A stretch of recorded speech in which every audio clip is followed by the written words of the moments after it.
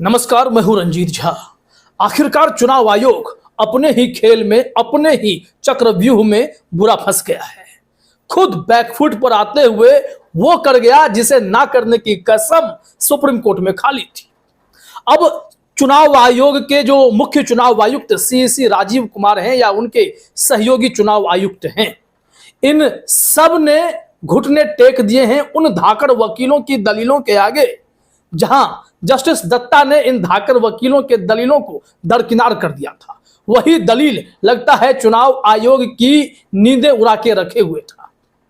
दरअसल आप सभी जानते हैं कि एडीआर की तरफ से प्रशांत भूषण, अभिषेक मनु सिंघवी महुआ मोइत्रा की तरफ से, दुष्यंत दबे एडीआर की तरफ से सुप्रीम कोर्ट गए हुए थे।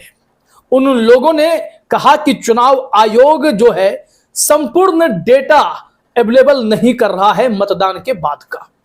यहां पर टोटल वोटर टर्नआउट कितना है, टोटल वोटर्स कितने हैं, इसके आंकड़े, 17C का जो फॉर्म है उसके स्कैन्ड कॉपी अपलोड नहीं किया जा रहा है। यह सब कुछ होने चाहिए, वो भी चुनाव खत्म होने के यानी मतदान खत्म होने के 48 घंटे के भीतर भीतर होनी चाहिए।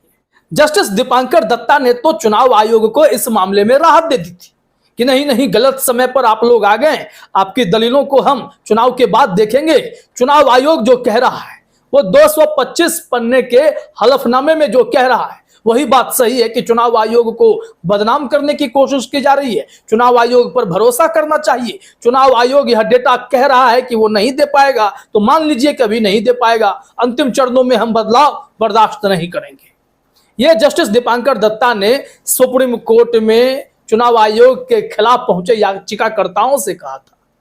चुनाव आयोग ने कहा था कि हमें बदनाम किया जा रहा है, 17C का डेटा देना इतना आसान नहीं है, इससे भ्रम की स्थिति होगी, बहुत ही बड़ा जो है भ्रमजाल फैल जाएगा। साथ ही साथ उन्होंने टोटल वोटर्स के आंकड़े भी कंस्टिट्यूएंसी वाइज देने से इनकार कर दिया था। लेकिन अब आपको जानकर हैरानी होगी कि चुनाव आयोग ने एब्सोल्यूट वोटर नंबर अवेलेबल कर दिया है। आखिरकार चुनाव आयोग किसके निर्देश पर काम कर रहा है? सबसे बड़ा सवाल तो यही खड़ा होता है।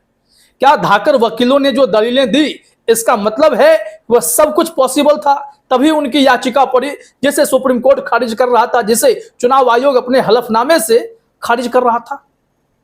अब यहां पर आप अगर पूरे आंकड़े को देखेंगे तो समझ जाएंगे कि यह चुनाव आयोग के फिंगर टिप्स पर था। जैसे कि एसबीआई बहानेबाजी कर रहा था इलेक्टोरल बॉन्ड के मामले में कि उसे महीनों समय चाहिए इस आंकड़े को चुनाव आयोग के पास भेजने के लिए कि किसने कितना पैसा दिया, किसको कितना चंदा मिला।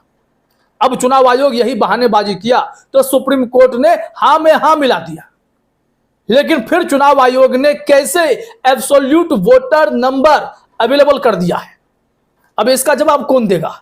यह तो बड़ा सवाल है और इसको लेकर द वायर पर बेहतरीन एक रिपोर्ट प्रकाशित हुई है। हम उसके कुछ हिस्से को आपके सामने रखने वाले हैं। वहां से भी एक धधकता हुआ सवाल खड़ा हुआ है जो हम आपको बताएंगे।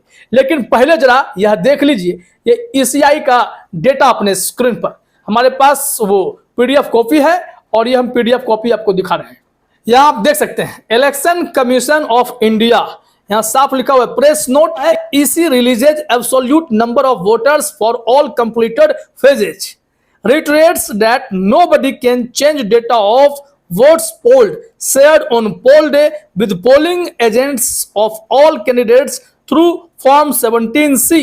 Voter turnout data was always available with candidates and 24/7 on voter turnout app for citizen at large.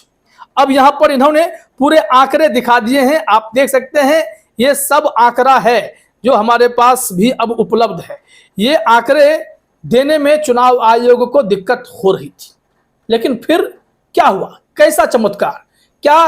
क्या सीईसी राजीव कुमार या उनके सहयोगी मिस्टर सुखबीर हो या फिर मिस्टर ज्ञानेश गुप्ता हो, क्या ये सब अपने विवेक से नहीं मोदी सरकार के इशारे पर काम कर रहे हैं? वहां से अगर झंडी मिलती है कि आपको सुप्रीम कोर्ट में कहना है हम यह अवेलेबल नहीं कर सकते, हम वेबसाइट पर डेटा उपलब्ध नहीं करा पाएंगे, तो सुप्रीम कोर्ट में वो दलीलें पेश हो जाती हैं। लेकिन फिर ये डेटा आता कहां से है? सुप्रीम कोर्ट में नानुकुर करने के बाद, जस्टिस दत्ता का साथ पाने के बावजूद भी बैकफुट पर चुनाव आयोग आया और यह डेटा सार्वजनिक कर यह बताने की कोशिश करने लगा है कि वो अपने विवेक से नहीं, किसी के इशारे पर काम कर रहा था। अब यहां से सवाल यह उठता है कि द वायर की रिपोर्ट ने इन्हें कैसे घेरा है। हालांकि उससे पहले महुआ मोइत्रा का एक ट्वीट हम आपको दिखा देते हैं कि इस ट्वीट में क्या कहा गया है। यहां महुआ मोइत्रा लिखती हैं, thank you election commission for finally making absolute voter numbers available. It was neither undesirable nor unfeasible as you stated in supreme court affidavit. Indian democracy is the better for it. Here is link. इनका कहना है कि महुआ मोइत्रा ने thank you कहा है election commission को कि finally आपने एब्सोल्यूट वोटर नंबर अवेलेबल कर दिया है। यह कभी भी अनडिजायरेबल और अनफिजिबल नहीं था। मतलब कि जो चुनाव आयोग आरोप लगा रहे थे याचिकाकर्ताओं पर कि ये सब जानबूझकर भ्रमित करने के लिए किया जा रहा है, चुनाव आयोग की छवि धूमिल करने के लिए किया जा रहा है, लेकिन यह कभी ऐसा नहीं था। अब जो कहा जा रहा है कि आपने सुप्रीम कोर्ट के एफिडेविट में ऐसी बातें कह दी कि यह संभव ही नहीं है देना, अब आपने जारी कर दिया है।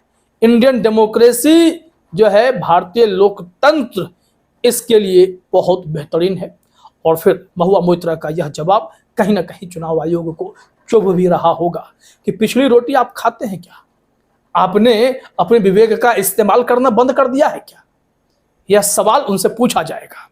अब आते हैं द वायर की रिपोर्ट पर। यहां देखिए क्या कहा गया है। यह जो आर्टिकल है, आर्टिकल किनका है सबसे पहले वो देखिए, जगदीप एस छोकार। इनके आर्टिकल में बहुत दम है। इन्होंने लिखा है, was the EC waiting for the Supreme Court to remind it of the seriousness of its responsibility. चुनाव आयोग को उनकी जिम्मेदारी का एहसास बार बार सुप्रीम कोर्ट की तरफ से कराया जाएगा, या फिर ऐसे वकील कराएंगे, या फिर सोशल मीडिया पर लोग वीडियो डालकर कराएंगे क्या? अब आप देखे होंगे कि चुनाव आयोग का पूरा तंत्र देश भर में इस वक्त काम कर रहा है, फिर भी ईवीएम कैप्चरिंग की खबरें आती हैं, बूथ पर बवाल की खबरें आती हैं, ईवीएम में जो मशीनों के साथ खिलवाड़ किया जाता है, बीजेपी नेता का बेटा कांड करता है, यह सब चुनाव आयोग को कोई बताता है, वीडियो डालकर कहता है, तब बात पहुंचती है। नहीं तो चुनाव आयोग के अधिकारी तो आंख बंद किए बैठे रहते हैं। धृतराष्ट्र की भूमिका में है सब।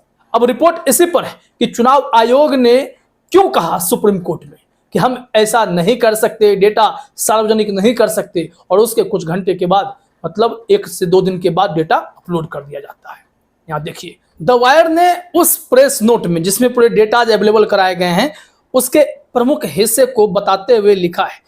प्रेस नोट का प्रारंभिक पैराग्राफ कहता है, भारत के चुनाव आयोग द्वारा मतदान के आंकड़ों को जारी करने की प्रक्रिया पर माननीय सर्वोच्च न्यायालय की टिप्पणियों और फैसले से आयोग को उचित रूप से मजबूती महसूस हो रही है। इससे आयोग पर चुनावी लोकतंत्र के हित में अविचल संकल्प के साथ काम करने की अधिक जिम्मेदारी आ गई है।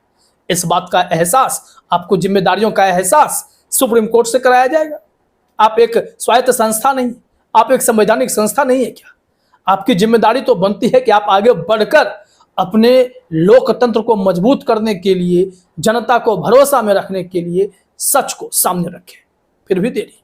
अब इनके इस डेटा को उपलब्ध कराए जाने के बाद जो गंभीर सवाल खड़े हुए हैं, कहा जा रहा है जो भी हो, चुनाव आयोग के प्रेस नोट के पहले पैराग्राफ में कुछ गंभीर मुद्दे उठाए गए हैं, महत्वपूर्ण मुद्दे उठाए गए हैं। क्या कहा जा रहा है? पॉइंट नंबर 1, जब भारत निर्वाचन आयोग के लिए सर्वोच्च न्यायालय के आदेश के 1 दिन के भीतर मतदाताओं की पूर्ण संख्या उपलब्ध कराना संभव था, तो उसने सर्वोच्च न्यायालय में शपथ पर 225 पृष्ठों का हलफनामा दायर करने की कवायद क्यों की, जिसमें कहा गया कि इन आंकड़ों को उपलब्ध कराने में बहुत समय और प्रयास लगेगा। ऐसा क्यों हुआ था? इसका जवाब है क्या चुनाव आयोग के पास? क्या यह मान लिया जाए कि उन्हें जब तक कहीं से हरी झंडी नहीं मिल रही है तब तक वो इन आंकड़ों पर बात नहीं करते हैं, या फिर वो पूरी व्यवस्था कर लेते हैं कि अब अगर कोई क्रॉस चेक भी करेगा तो हमने पूरी तैयारी कर ली है, इसके बाद अगर यह डेटा हम सार्वजनिक भी करते हैं तो हमारे पास इसके बैकअप के लिए पूरे संसाधन है।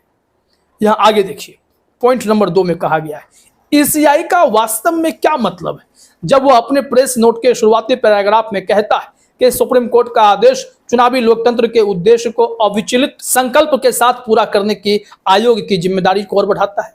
यह वास्तव में एक गंभीर मुद्दा है। क्या इसका मतलब यह है कि सुप्रीम कोर्ट द्वारा भारत के चुनाव आयोग द्वारा मतदान के आंकड़ों को जारी करने की प्रक्रिया पर अपनी टिप्पणियों के फैसले को व्यक्त करने से पहले ईसीआई द्वारा महसूस की गई जिम्मेदारी कम थी? दूसरे शब्दों में कहें तो क्या ईसीआई सुप्रीम कोर्ट द्वारा अपनी जिम्मेदारी की गंभीरता को याद दिलाने का इंतजार कर रहा था? चुनाव आयोग पर ऐसे ही गंभीर सवाल हमने भी इस खबर की शुरुआत में पूछे हैं और जगदीप साहब ने जो यह सवाल पूछे हैं, यह चुनाव जो है किस तरीके से चल रहा है, किस दिशा में जा रहा है, चुनाव आयोग इससे पहले इतना बेबस कभी नहीं दिखा। जगदीप साहब ने कहा है कि यह गंभीर बात है क्योंकि इससे पता चलता है कि भारत के संविधान के अनुच्छेद 324 पर सभी टिप्पणियां अनुच्छेद 324 के तहत ईसीआई की शक्तियों और जिम्मेदारियों के दायरे को विस्तार से बताने वाले संवैधानिक न्यायालयों के कई फैसले गिनती से भी ज्यादा और पिछले कई महीनों और वर्षों में मीडिया में आई असंख्य टिप्पणियां और व्याख्याएं या तो ईसीआई के ध्यान में नहीं आई या ईसीआई को उसकी जिम्मेदारी की व्यापकता को स्पष्ट करने के लिए पर्याप्त नहीं थी। चुनाव आयोग के इन बिंदुओं को अब बहुत अच्छे से विश्लेषण करके समझाया जा रहा है कि साहब, आप निश्चित तौर पर अपनी जिम्मेदारी से भटक चुके हैं। आपको याद दिलाने वाली संस्थाएं अब अलग से काम करेंगी या फिर आप किसी और के इशारे पर काम करते हो। इनके प्रेस नोट में ही ऐसी बातें हैं जिसकी अलग से विवेचना की जा सकती है। जगदीप साहब ने वही करने की कोशिश की। हमने तो उनके कुछ हिस्से को आपके सामने रख दिया है और यही सुप्रीम कोर्ट में चुनाव आयोग के वकील जाकर कहते हैं कि टोटल वोटर्स जो है, एब्सोल्यूट वोटर 17C का डेटा उपलब्ध करना असंभव है। लेकिन जबकि आप फेज वाइज वोटिंग प्रतिशत बता देते हैं, जब बता देते हैं तो यह कहां से आता है? जब तक एब्सोल्यूट वोटर नंबर आपके पास नहीं था या उपलब्ध नहीं था तब तक आपने परसेंटेज निकाला कैसे? और जब निकाला तो वह डेटा आपको सार्वजनिक करने में क्या दिक्कत थी? तो बैकफुट पर तो आ ही गए, अपने ही चक्रव्यूह में फंस गए, प्रेस रिलीज जारी कर दिया। इशारे किसके थे देश की जनता भी अच्छे से समझ गई होगी। फिलहाल इस वीडियो में इतना ही। आप सभी का हमसे जुड़ने के लिए बहुत बहुत धन्यवाद।